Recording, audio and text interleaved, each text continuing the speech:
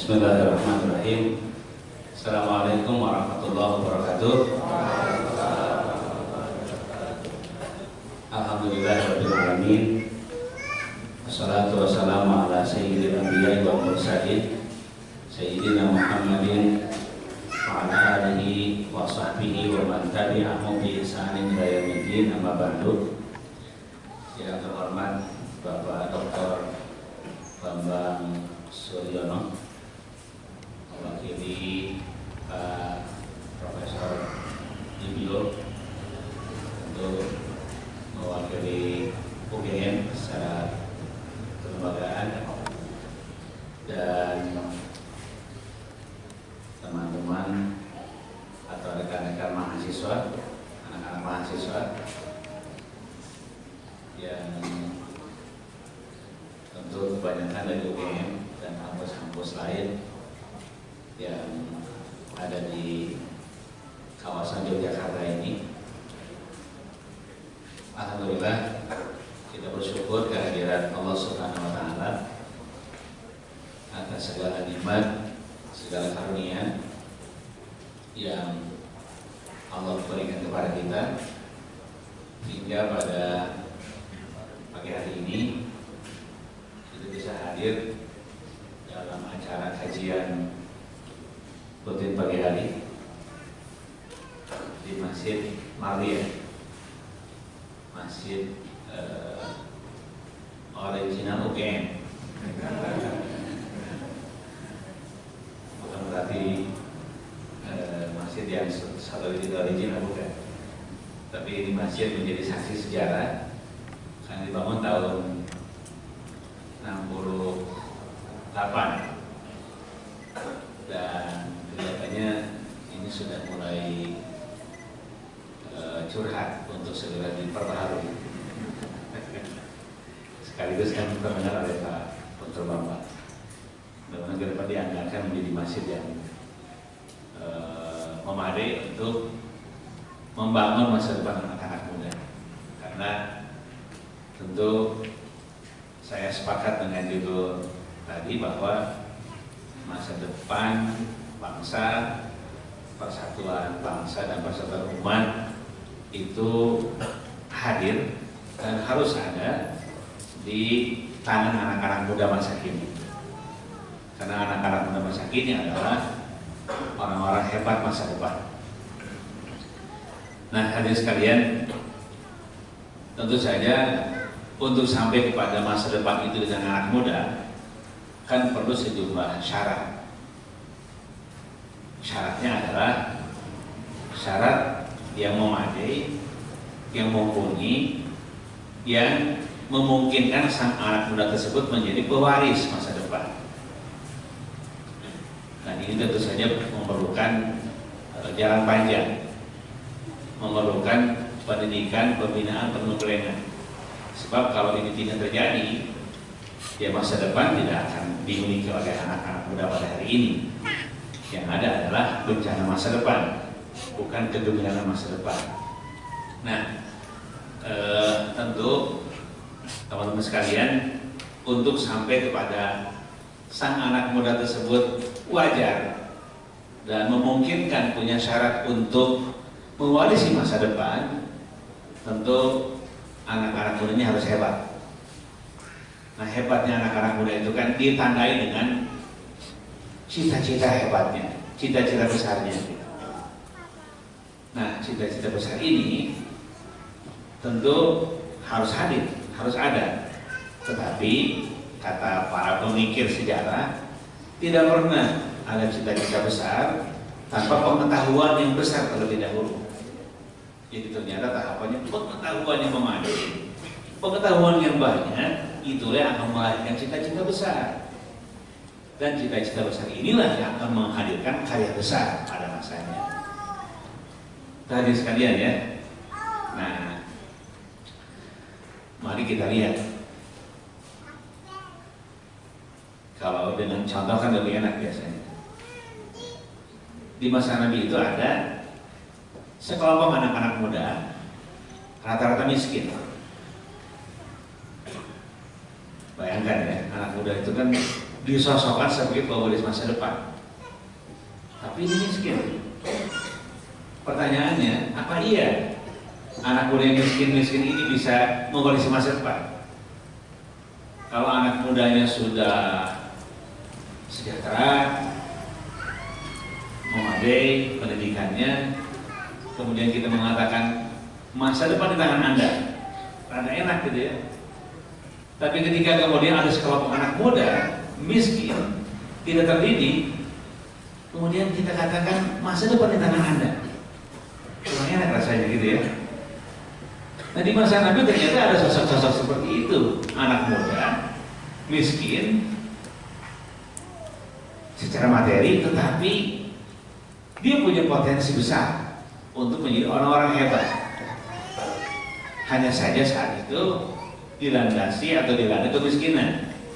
Saking miskinnya mereka menjadi ahlus sufa, yaitu sekelompok anak muda kurang lebih jumlahnya 300-an orang yang tanpa tempat tinggal. Akhirnya mereka bertempat tinggal, itikaf setiap hari di masjid. Gitu ya. Jadi kalau kita bersemangat itikaf 10 hari itu, temanya membangun masa depan. Dan itu kalau itikaf jangan terlalu banyak ceramahnya. Perenungannya menjadi sedikit gitu. Ceramahnya itu ada, tapi untuk memotivasi saja. Nanti dengan lebih banyak perenungannya, perenungan dirinya. Mau jadi apa ke depan? Gitu. Itu fungsi itikaf, mendekatkan daripada Allah, memikirkan masa depan dunia dan akhirat sekaligus. Itu fungsi itikaf. Makanya saya suka protes kalau itu kebanyakan ceramah. Gitu. Dia ini koreksi itikaf. Nah, teman-teman sekalian. Tapi uniknya, sekelompok anak-anak muda ini ada anak-anak muda yang tinggal di masjid, tetapi dapat pengajaran yang maha hebat dari maha guru yang sangat hebat pula, yaitu Rasulullah Sallallahu Alaihi Wasallam. Ia serap pelajaran-pelajaran dari perkataan Nabi, dari arahan Nabi, dari taroji Nabi yang diberikan baik oleh Nabi secara umum kepada para jamaah setelah sholat maupun sebelum sholat, atau pada peristiwa-peristiwa tertentu, ataupun arahan Nabi yang dilakukan secara khusus bagi anak-anak muda ini. Kira-kira masjid itu sebagai kampus, kemudian ahlus sufa sebagai mahasiswanya, gurunya istimewa Nabi besar Muhammad Sallallahu Alaihi Wasallam. Ya pokoknya singkat kata ini orang-orang anak-anak muda yang miskin itu punya pengetahuan memadai untuk bergerak, berjuang, bercita-cita besar, mewujudkan karya-karya besarnya. Jadi kira-kira ya. Nah saya ingin merunut dari mana kita bisa berkarya besar. Ternyata dari cita-cita besar. Dari mana kita punya cita-cita besar? Ternyata dari pikiran yang telah terisi dengan ilmu yang memadai.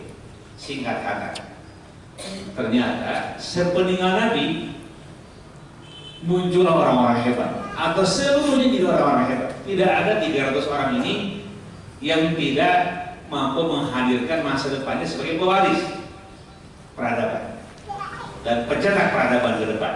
Tidak ada. Semuanya jadi orang hebat. Satu di antaranya adalah Anas bin Malik, perawi hadis terbanyak, atau tepatnya salah satu di antara 7 perawi hadis terbanyak. Wajar dia meriwayatkan hadis paling banyak karena paling banyak bertemu dengan Rasulullah SAW. Satu di antaranya Abdullah bin Rabah, satu di antaranya Abdullah bin Umar, Abdullah bin Amr, dan lain-lain sahabat-sahabat muda yang terdidik dari pendidikan langsung Rasulullah SAW. Itu cerita satu aja ya, satu dua. Jadi satu, Anas bin Malik.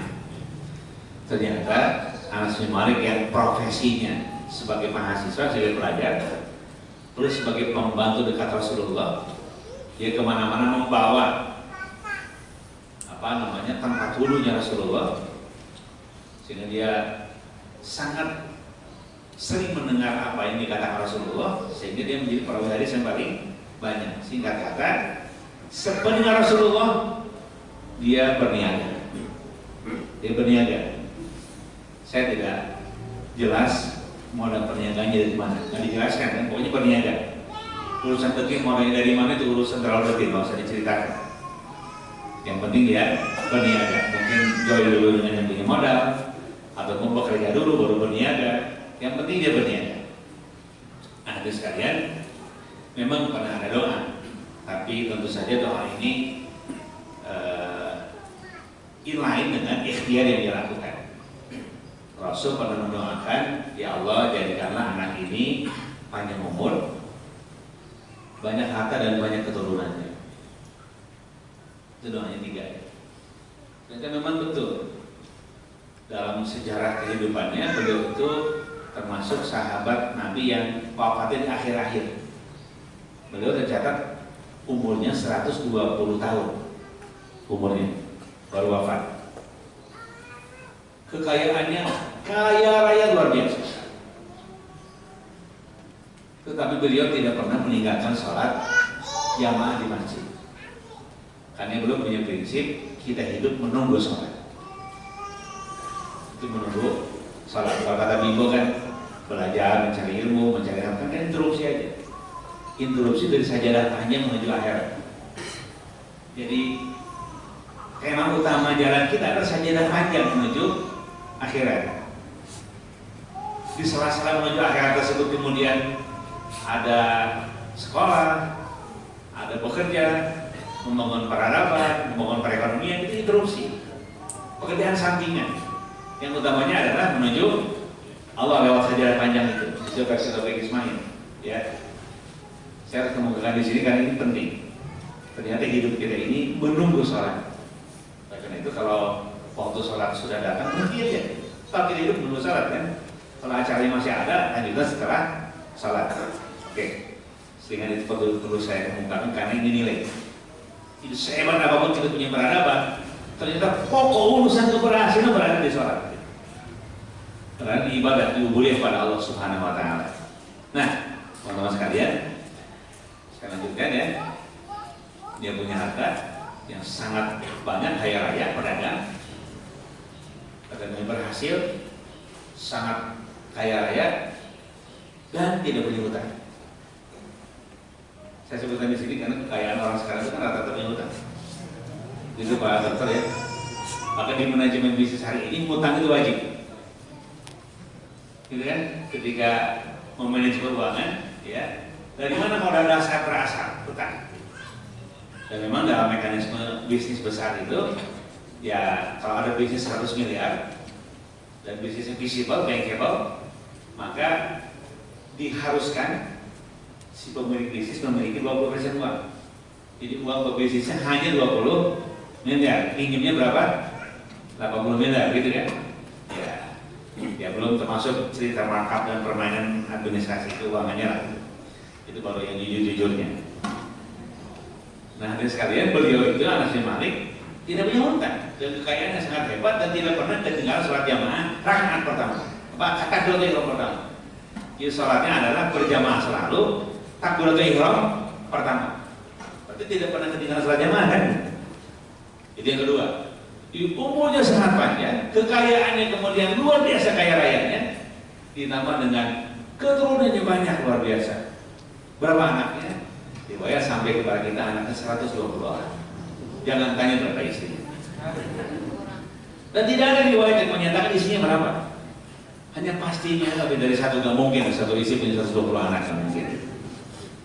Ya, kebayanglah kita ya, kebayang. Tapi tentu jangan dilihat proses berapa istrinya, bagaimana kawin dan lain sebagainya, tapi lihat outputnya. Anaknya 120 orang. Dari 120 orang tersebut 90 orang hafal Quran 30 juz.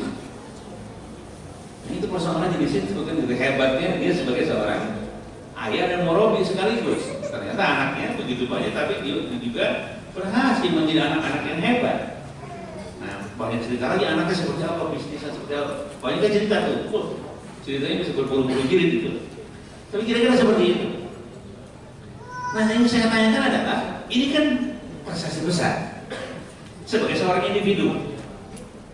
Tentu ketika individu itu berprestasi kumpul, kan jadi prestasi bersama, prestasi umat dan prestasi negara kan. Nah tentu saja teman-teman sekalian, tidak pernah mungkin ada prestasi bersama yang besar kecuali ada kumpul, kecuali prestasi besar tersebut adalah kumpulan prestasi individu. Makanya sebelum kita bercerita negara, cerita individu dulu. Karena tidak mungkin ada cerita sejahtera di negara, di level negara, tanpa ada kesejahteraan dan keberhasilan di level individu. Itu kita lihat individu kan. Anas bin Malik radhiyallahu anhu. Nah, yang menarik adalah ketika ditanya, wahai Anas, wahai Tuan Anas bin Malik, sejak kapan Anda mimpi hidup seberhasil ini? Yang paling mikir. Kata dia, saya memimpikan hidup dan membayangkan hidup seperti ini semenjak saya mengucapkan La ilaha illallah Muhammadur Rasulullah. Itu uniknya. Berarti iman itu harus membawa visi. Iman yang kokoh itu harus membuat cita-cita. Iman yang kokoh itu berakhir dengan karya besar untuk kemanusiaan. Dan disitulah ujung dari kehebatan manusia, yaitu di mana dia paling banyak memberi manfaat bagi orang banyak, itu sebaik-baik manusia. Khairun nasi anfa'uhum linnas. Tapi khairun nasi anfa'uhum linnas dimulai dengan La ilaha illallah Muhammadur Rasulullah. Saya kira itu selesai ya pembahasan kita hari ini. Itu persoalannya. Nah, hadirin sekalian, dengan kita jawatakan dalam hidup kita masing-masing. Dengan demikian berarti yang memberi semangat orang berhasil apa? Motivator dasarnya apa? Iman ternyata. Iman ternyata. Hadirin sekalian, saya harus katakan bahwa motivator atau motivasi dasar itu pasti banyak ya. Ternyata orang-orang Amerika juga berhasil kan. Orang Eropa yang notabene tidak mesti berhasil juga kan gitu. Orang Korea berhasil juga kan gitu. Berhasil dibanding orang Indonesia kan. Betul gitu. Nah, hadirin sekalian, ternyata motivasi besar itu dihargai Allah. Apapun jenis motivasinya. Motivasinya ingin menjadi negara yang kuat, motivasi ingin menjadi orang yang berhasil, Allah kabulkan. Allah kabulkan. Motivasinya ingin berhasil dan selamat dunia akhirat, lebih-lebih Allah kabulkan. Jadi artinya hadirin sekalian, kalau saja motivasi yang biasa saja, yang ingin sejahtera, ingin menikmati kesejahteraan, menikmati kesenangan begitu di muka bumi, Allah berikan keberhasilan. Apalagi kalau kemudian kita ingin membangun keberhasilan, ingin membangun peradaban kemanusiaan, peradaban kehidupan, dan motivasinya bukan sekedar peradaban, tapi peradaban itu adalah batu loncatan untuk keselamatan kehidupan kita di negeri akhirat nanti. Kalau motivasi itu kemudian hadir dalam jiwa kita, lebih hebat lagi keberhasilan kita. Karena itu seharusnya, ya, seyogyanya, gitu kan? Itu seyogyanya. Saya nggak akan ngomong sejabarnya di sini akan. Seyogyanya, gitu. Iman yang ada pada diri seorang muslim itu harus terus dikaji. Apa tuntutan iman itu? Apa kehidupan itu? Dan kemudian setelah dikaji, mendalam masuk ke ruang kepribadian kita, jadi motivasi paling tinggi. Jadilah nanti pembakar kemajuan kita dalam bidang apapun kemajuan yang kita capai. Silakan tentukan di mana. Oleh karena itu, ya para ulama pendidik, ya semua ulama rata-rata pendidik mengatakan bahwa ya hendaknya seorang muslim itu mencanangkan konsep diri semenjak awal. Al-Irsyad an-Nafsi. Al-Irsyad an-Nafsi, konsep diri semenjak awal. Dan konsep diri semenjak awal ini biasanya hadir manakala seseorang selalu diajak berpikir mendalam semenjak kecil. Dan ternyata salah satu yang bisa membuat seseorang berpikir mendalam itu dekat dengan Allah, dekat dengan agama, dekat dengan kitab suci. Tercatat ya sepanjang sejarah kaum muslimin itu adalah kaum yang berhasil menghadirkan orang-orang dewasa meskipun umurnya masih anak-anak. Tiba-tiba saja ada seorang Imam Syafi'i umurnya 5 tahun hafal Al-Quran 30 juz dan berhalaqah di masjid dengan orang-orang dewasa. Pada umurnya baru 5 tahun. Kebayang gak sih? Anak kita berhalaqah dengan para dokter, para masyayikh itu umurnya 5 tahun. Tapi itu terjadi. Mengapa terjadi? Dewasa psikologis lebih dahulu dibanding dewasa biologis. Di zaman kini ada pergeseran. Ternyata dewasa biologis lebih dulu daripada dewasa psikologis. Buktinya ya umurnya 25 tahun. Tapi masih main kelereng. Itu bukti bahwa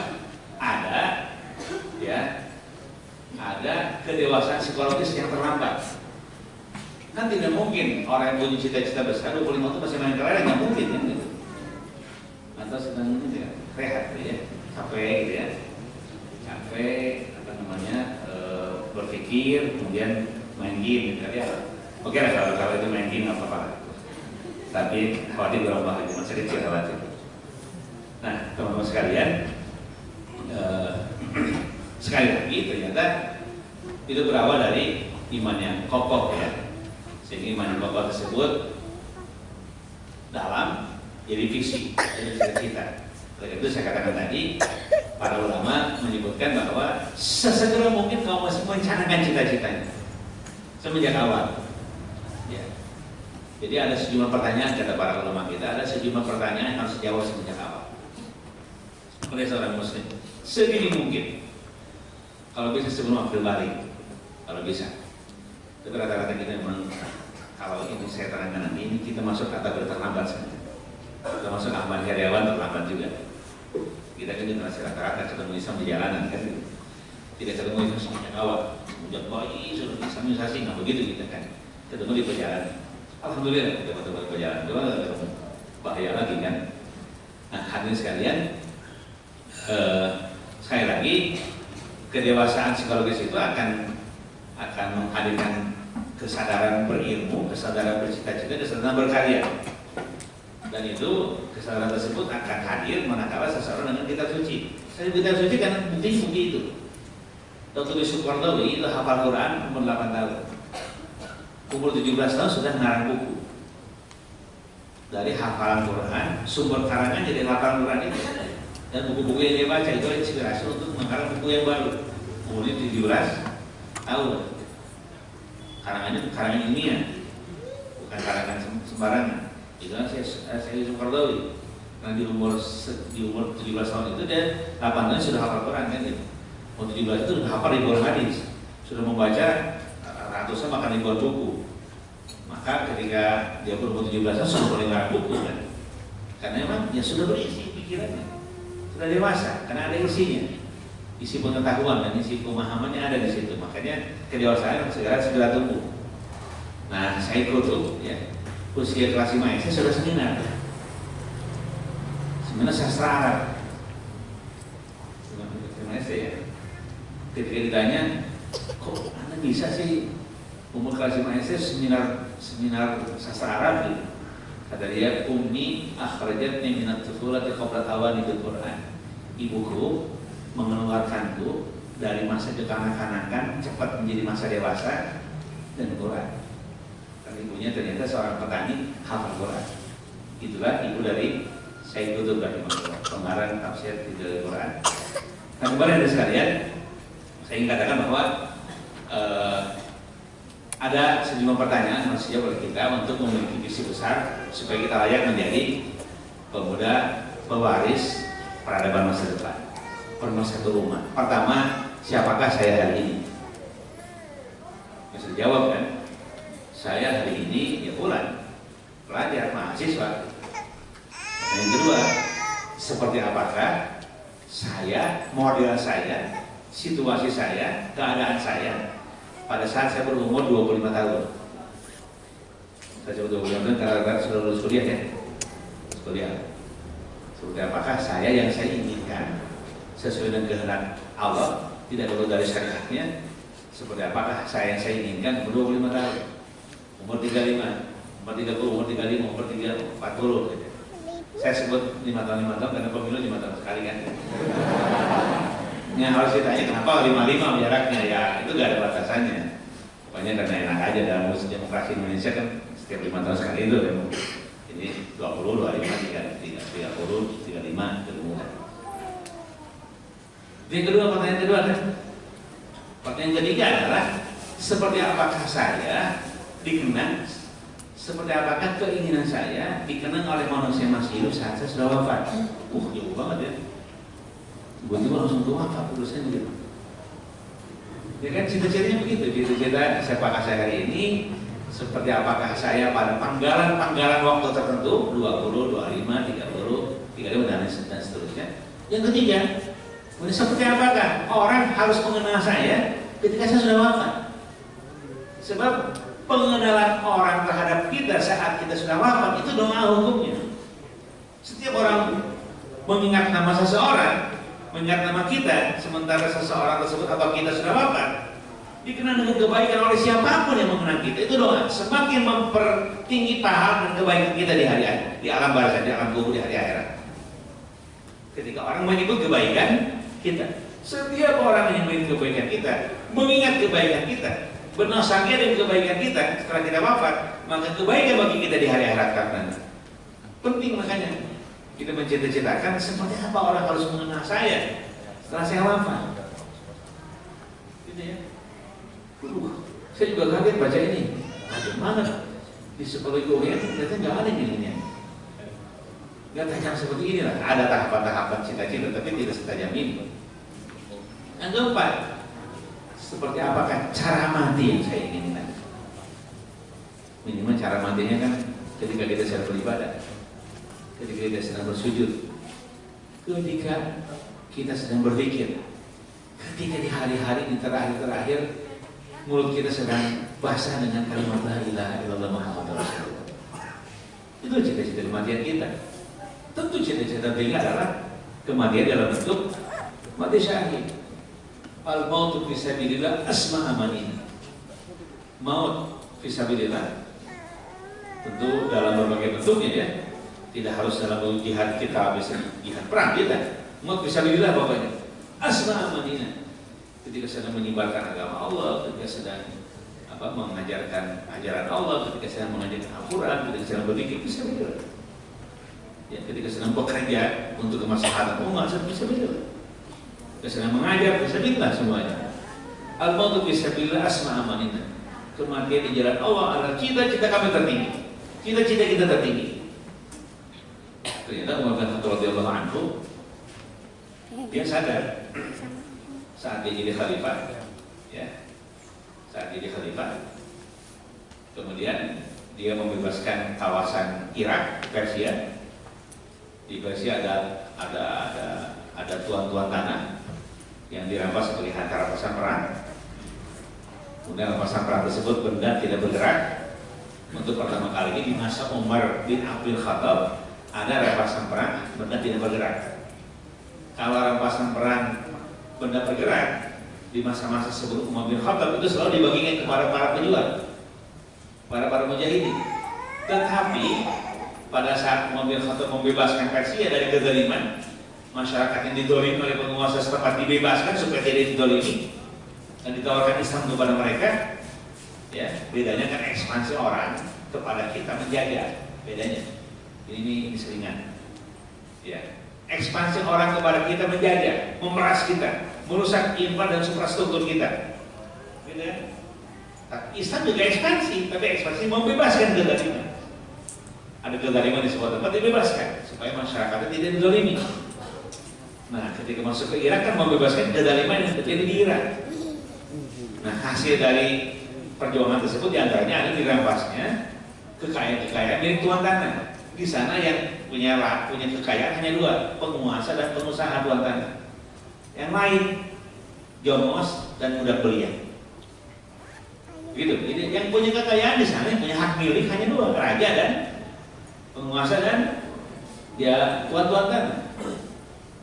Nah, teman-teman sekalian, kemudian pada saat Umar bin Khattab datang ke atau di masanya membebaskan lahan Irak, di situ ada lahan yang sangat subur dan ini milik tuan tanah semuanya.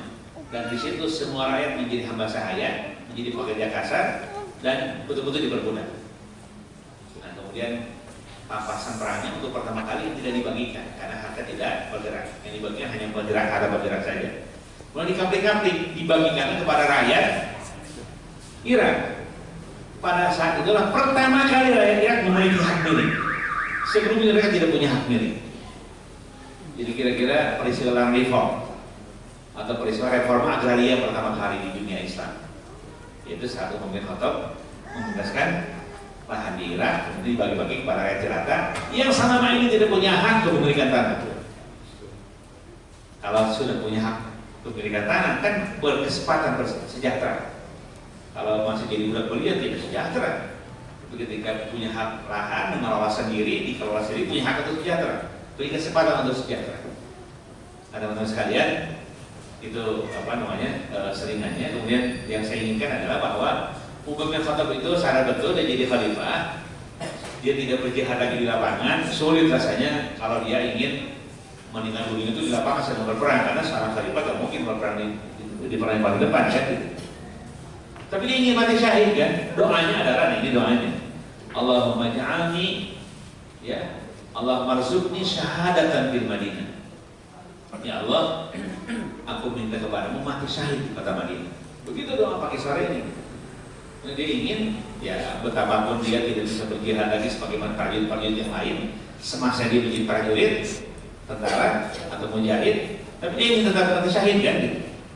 Nah, yang ingin saya katakan bahwa ketika langkah keempat hidup seorang muslim adalah seperti apa kematian yang saya inginkan, maka Umar kemudian memberikan contoh kepada kita. Dia berdoa tiap pagi dan sore untuk meminta mati syahid di kota Madinah, dan terlaksana karena dia dibunuh oleh Ibnu Muljam ya seorang yang kecewa, seorang mantan tuan tanah yang kecewa dengan kebijakan Umar karena tanah-tanahnya dibagi-bagi ke rakyat jelata. Kemudian dia masuk Islam tapi dengan penuh kecewa dan akhirnya membunuh Umar bin Khattab radhiyallahu anhu. Itu yang keempat pertanyaannya. Yang kelima, seperti apa strategi yang kita harus lakukan untuk menjawab pertanyaan 1, 2, 3, 4 gitu. 1, 2, 3, 4 gitu ya. Untuk supaya kita memiliki syarat untuk menjadi manusia yang tadi mewarisi masa depan peradaban dan mampu menghadirkan persatuan umat dan peradaban masa depan, kemajuan masa depan, persatuan umat di tangan anak-anak muda pada masa kini. Hadirin sekalian, tentu saya ingin membuka sedikit fakta-fakta keadaan masa kini untuk kita renungi bersama-sama. Kalau kita cerita kesejahteraan kan, cerita sejahtera itu sederhana. Ya, sebuah negara punya sumber daya alam. Negara tersebut kemudian menyiapkan sumber daya manusia yang handal dalam segala bidang, mengadministrasikan dan mengelola sumber daya alam, dikelola secara skala negara. Nah, sumber daya alam tersebut diolah, karena sumber daya alam tidak mungkin jadi kesejahteraan tanpa pengolahan. Diolah dari mulai barang baku, barang mentah, jadi barang baku, jadi barang jadi. Ya, mengapa kemudian barang mentah, barang baku, barang jadi harus ada alurnya seperti itu? Supaya ada nilai tambah. Ya, mengapa negara Korea lebih sejahtera? Sebab Korea sudah bisa menghadirkan pengolahan mentah, baku, jadi baru dijual. Nah, kita saat ini masih banyak barang-barang yang mentah langsung dijual. Tidak ada proses membakukan dan menghilirkan menjadi barang jadi. Dampaknya dua. Kita kemudian kekurangan lapangan kerja dan value added menjadi rendah. Tapi kalau kemudian bahan mentahnya itu diolah menjadi barang baku, menjadi barang jadi baru dijual, di situ ada dua manfaat.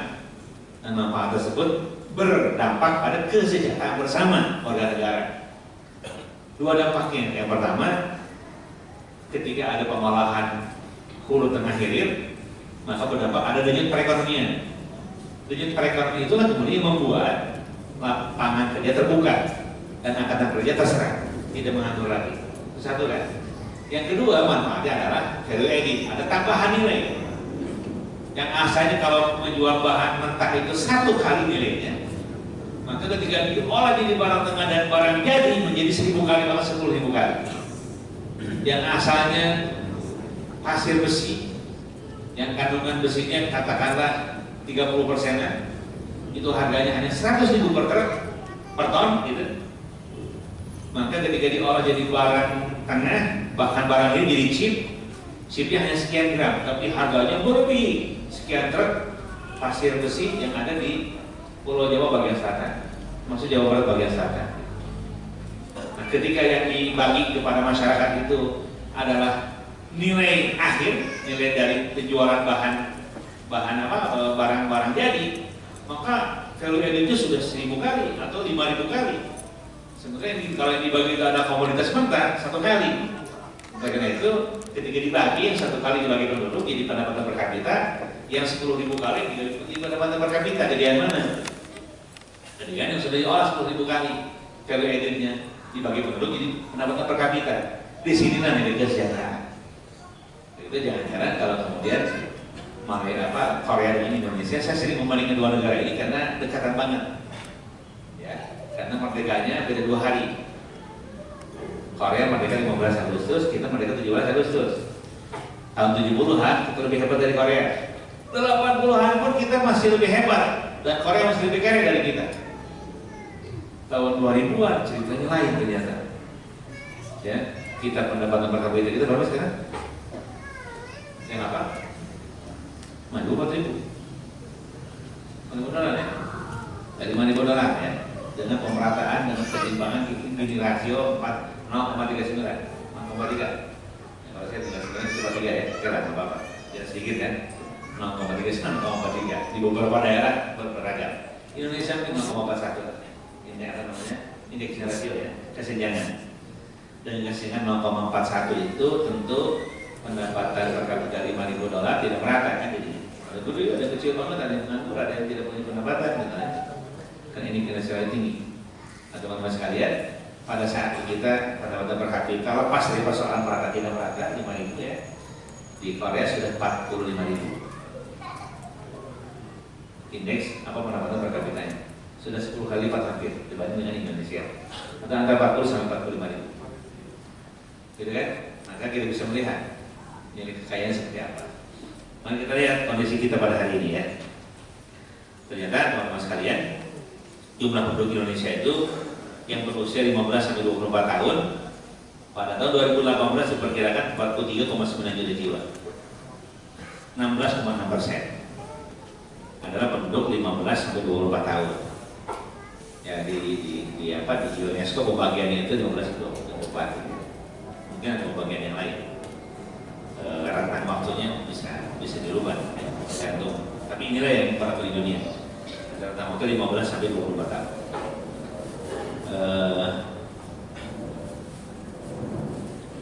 15 sampai 19 tahun, 25 sampai 29 tahun.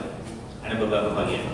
Angka ini sebanding dengan proporsi global di mana saat ini diperkirakan ada 1,2 miliar penduduk dunia berusia 15 sampai 24 tahun. 17,1%. Jadi penduduk 15 sampai 24 tahun di dunia itu 17,1%, di Indonesia 16,6%.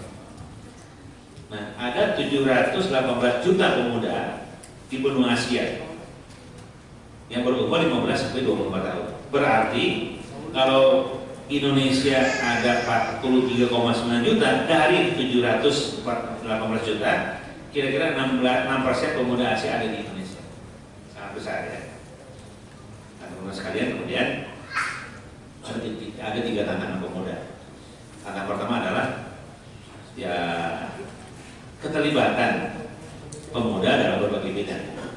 Ada economic engagement, political engagement, dan kemudian community engagement. Keterlibatan dalam urusan ekonomi, dalam urusan politik, dan dalam urusan komunitas, urusan sosial. Kemudian dalam keterlibatan perekonomian ternyata ini angka-angka yang harus kita, kalau kita cerita di mahasiswa kan biasa cerita kita kan, cerita di sekelompok masyarakat anak muda yang masa depannya lebih cerah dibandingkan dengan pemuda-pemuda yang lain. Tapi berapa persen yang sekolah? Berapa persen yang sekolah di kampus negeri? Berapa persen yang sekolah di kampus secara keseluruhan? Berapa persen yang di kampus unggulan seperti UGM, gitu kan? Kan makin sedikit urusannya. Nah teman-teman sekalian, ternyata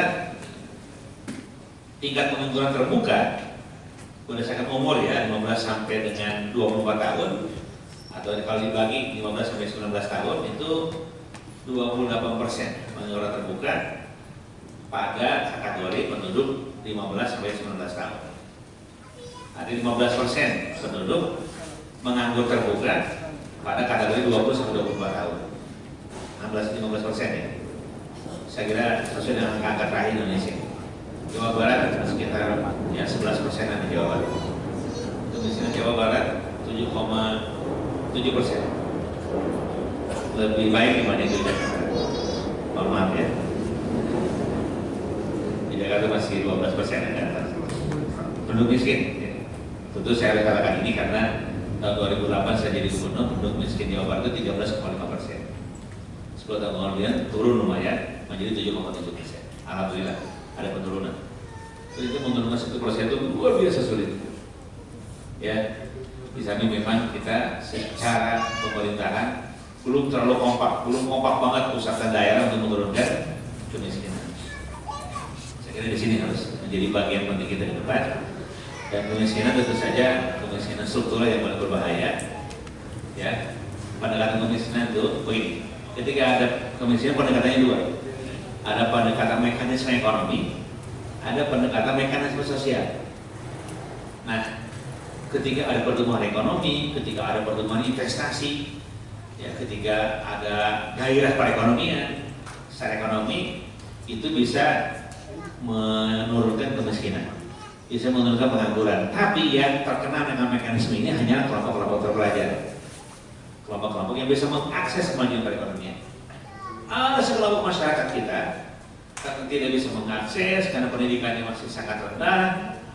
Mau ada pertumbuhan ekonomi, mau GDP kita naik, mau investasi naik, mau apapun yang naik gak terasa apa-apa.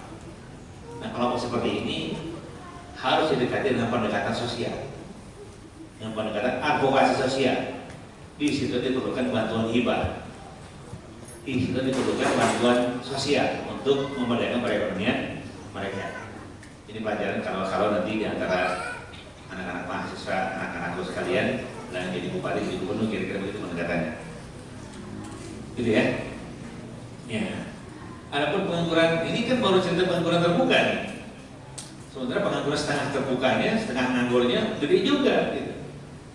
16% untuk usia 15 sampai 19 tahun dan 13% untuk usia 20 sampai 24 tahun. Yang sering kali kita angkat kan hanya pengangguran terbuka. Yang semi nganggur, yang bekerja serabutan, kadang sehari kerja, sehari besoknya nggak kerja, seminggu kerja, seminggu berikutnya berhenti pekerjaannya, itu namanya setengah pengangguran. Itu belum nggak dihitung biasanya. Dihitung adalah yang pengangguran terbuka ini, bukan. Pengangguran tidak terbukanya karena dianggap masih punya pekerjaan, masih serabutan, tapi kan miskin, masih punya pekerjaan, itu sering nggak dihitung. Nah, sekalian, kemudian ternyata ya persentase angkatan kerja terhadap penduduk usia kerja itu di umur 15 sampai 24 tahun. Itulah kelompok umur yang paling rawan karena disinilah pengangguran yang paling banyak. Disinilah angkatan kerja paling banyak dan penganggurannya pun paling banyak. Kan kalau nganggur menjadi masalah. Bagi yang terdidik bisa mencari pekerjaan, bisa punya kreativitas. Bagi yang terdidik kan ada persoalannya berat. Tapi ke depan ternyata secara umum membangkitkan pemuda supaya pemuda menjadi masa depan kita, pendidikan yang sangat penting. Pembangunan kepemudaan sangat penting dalam pendidikan dan keterampilan sangat penting. Teman-teman sekalian ya, kalau kita cerita di depan mahasiswa UGM sekarang relatif tidak ada masalah. Tapi kalau saya cerita dengan masyarakat Jawa Barat atau Pak Gubernur, Pak Sultan Hamengkubuwono bercerita tentang Jakarta keseluruhan, masalah menjadi sangat lain karena ternyata penduduk kita sangat beragam, kemampuan pendidikan dan kemampuan mengakses kemajuan perekonomiannya menjadi berat ternyata. Tadi sekalian ya. Nah, oleh karena itu, tentu pesan sosialnya adalah ya anak-anak mahasiswa, anak-anak pemuda terpelajar harus menjadi leader, harus menjadi pelopor untuk pengembang berbagai bidang kehidupan dalam rangka mengangkat harkat martabat kepemudaan kita supaya pemuda kita tadi tidak menganggur, punya pekerjaan, punya penghasilan, punya pengetahuan, punya masa depan. Kira-kira seperti itu. Nah, teman-teman sekalian, berikutnya adalah di sini kesimpulannya, persentase pemuda menganggur di Indonesia ternyata lebih tinggi dibandingkan dengan rata-rata global. Ya, secara umum begitu. Kemudian youth employment atau pemuda yang tidak bekerja dapat menimbulkan ketidakstabilan. Kebayang kan begitu?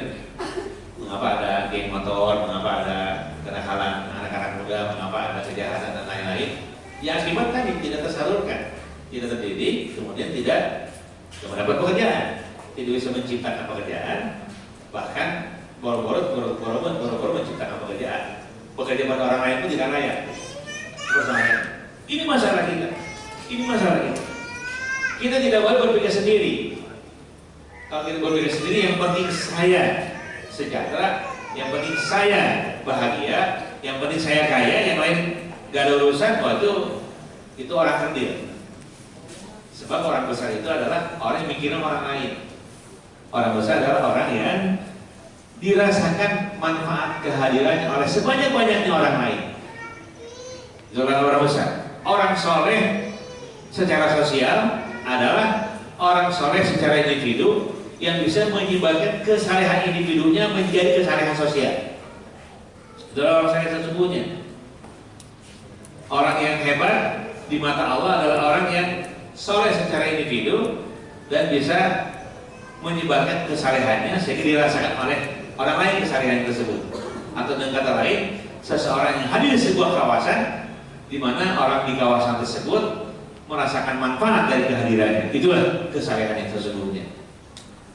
Jadi itu ya. Jadi cita-cita harus ke sana, cita-cita kita. Kalau tidak begitu kecil cita-cita kita. Dan sekalian kemudian ya secara ekonomi youth unemployment itu atau pemuda menganggur itu dapat mengurangi RPE, itu pertumbuhan ekonomi karena tidak menghasilkan korupsi. Kemudian ternyata ada 8 menit lagi ya, nggak kerasa. Oke, dan sekalian, nah disinilah sebetulnya mengapa agenda kunci keterlibatan ekonomi itu sangat penting, sebab ini yang bahwa masalah sosial jadi masalah sosial, tapi seringkali dipicu oleh masalah ekonomi. Masalah moral juga menjadi masalah moral, tapi sering dipicu oleh masalah ekonomi. Jadi masalah ekonomi itu pokok ternyata. Karena itu jangan heran kalau Nabi SAW ketika datang ke Madinah, yang pertama kali dibangun adalah masjid, yang kedua pasar, gitu. Yang pertama masjid, yang kedua pasar. Itu menunjukkan bahwa agama Islam ini agama yang menganut paham keseimbangan. Doanya pun doa Rabbana atina fid dunya hasanah wa fil akhirati hasanah wa qina adzaban. Itu doa keseimbangan. Tidak sekedar doa sapu jagat, tapi doa keseimbangan dalam urusan kehidupan. Jadi kira-kira saya ingin mengatakan bahwa tidak ada pertentangan dalam agama Islam antara kaya dan takwa. Tidak ada pertentangan antara takwa dan kaya. Orang boleh takwa dan kaya, orang boleh kaya dan takwa. Orang boleh kaya dulu baru takwa, orang boleh takwa dulu baru kaya, tidak ada masalah. Atau barang-barang semuanya kaya dan takwa dirakit secara bersama-sama, tidak ada masalah. Ini penting. Kalimat ini sederhana tapi penting untuk diungkap karena banyak orang ragu-ragu, orang banyak anak-anak atau mahasiswa bahkan yang ragu-ragu jadi orang kaya. Betul begitu? Senyum-senyum. Ragu-ragu jadi orang kaya kan? Yang ragu jadi orang kaya dan takwa sekaligus, gitu kan? Karena agama tidak melarangnya, bahkan menganjurkannya. Tadi sekalian, Allahumma inni as'aluka al-huda wa taqwa wal 'afaf wal ghina. Itu doa Rasulullah tiap pagi dan sore kan? Allahumma inni as'aluka al-huda, ya Allah, aku minta hidayah. Wa taqwa dan takwa, wal 'afaf dan bersih. kebersihan jiwa, tidak kotor, wal ghina, dan kekayaan. Allahumma inni as'aluka huda, Allahumma inni as'aluka huda wa tuqa wal afaf wal ghina. Doa maksud, doa yang diucapkan oleh Rasulullah kepada diajarkan kepada secara langsung dari mulut Rasulullah. Kita bisa bikin doa sendiri. Tapi kalau doa kita doa yang pernah diucapkan oleh Rasulullah itu lebih baik. Namanya doa ma'tsur. Itu di doa ma'tsur disebutkan Allahumma inni as'aluka huda wa tuqa wal afaf wal ghina. Nah, teman-teman sekalian, karena itulah kita harus siap menghadirkan kepemudaan kita dalam konteks perekonomian, yaitu pemuda yang bisa menghadirkan perekonomian, bisa membuat pekerjaan, itu lebih utama, atau bisa bekerja pada orang lain yang memiliki lapangan kerja. Itulah paling tidak generasi muda kita yang harus terjadi dari sisi economic engagement, keterlibatan kita sebagai warga negara pada bidang perekonomian. Nah, saya ingin cerita tentang dunia usaha ya, kamu sedikit kan? Ya, teman-teman sekalian, makroekonomi menyatakan bahwa paling tidak di sebuah negara itu minimal 4% penduduknya adalah pengusaha. Amerika Serikat 12% penduduknya adalah pengusaha.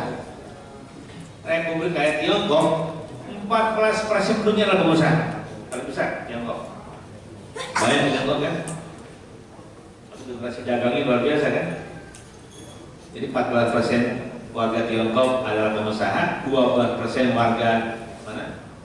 Amerika adalah pengusaha, 4,1% warga Thailand adalah pengusaha, ya. Kemudian 8,8% warga Singapura adalah pengusaha, 3,7% warga Malaysia adalah pengusaha. Indonesia berapa Indonesia ya? Ada mantan ketua BEM 1,8 katanya. Kata Kementerian Koperasi dan Usaha Kecil Menengah lumayan 2,2 ya. Mudah-mudahan 1,8 2,2 aja ya. 2,2. Yang ada Tenggara 2,2 lagi. Maksud saya adalah masih cukup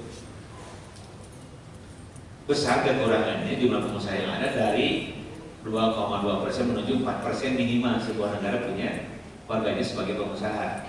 Tentu kurangnya berapa persen? 1,8 lagi ya. 1,8 dari 260 juta. Besar kan? Besar banget. Jawa Barat 5 tahun yang lalu pernah mencanangkan mencetak 100.000 wirausahawan baru.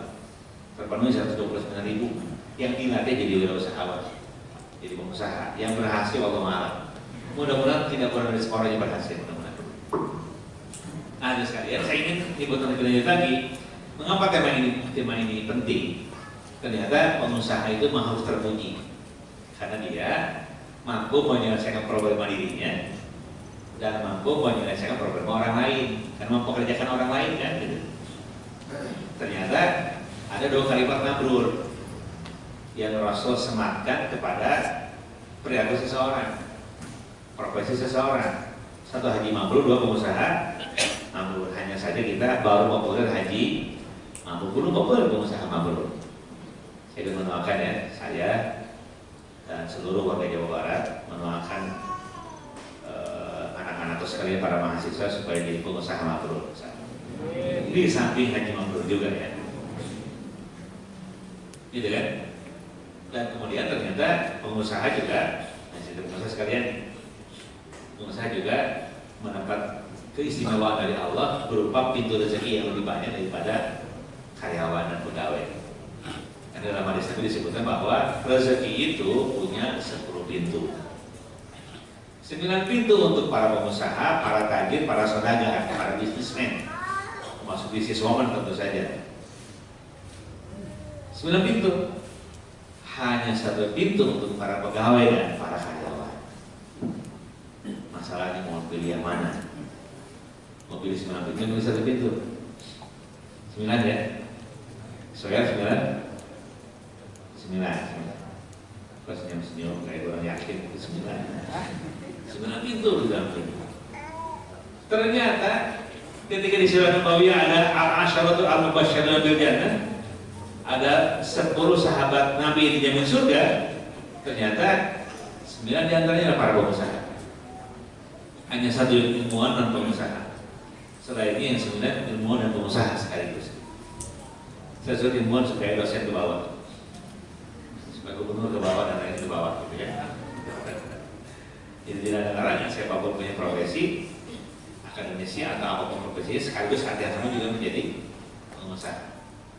Karena itu urusan dunia usaha itu urusan habit bersama yang harus kita tumbuhkan. Mungkin seseorang harus punya 2 profesi sekaligus. Profesi A amat pengusaha, profesi B kalau pengusaha, supaya dunia usaha ini terus nyambung, karena di situ kita akan bergelut dengan masalah-masalah perekonomian dan masalah-masalah distribusi kekayaan yang merata bagi masyarakat kita. Ya, jadi tadi apa? 9 dari 10 sahabat Nabi di surga adalah pengusaha. Maka jadi kata pengusaha yang baik. Itu keterlibatan ekonomi atau ekonomi manajemen. Yang kedua ya, biasa diminati oleh para muda kan political manajemen dan keterlibatan politik lah. Meskipun anak-anak muda yang terlibat politik di Indonesia baru 6%.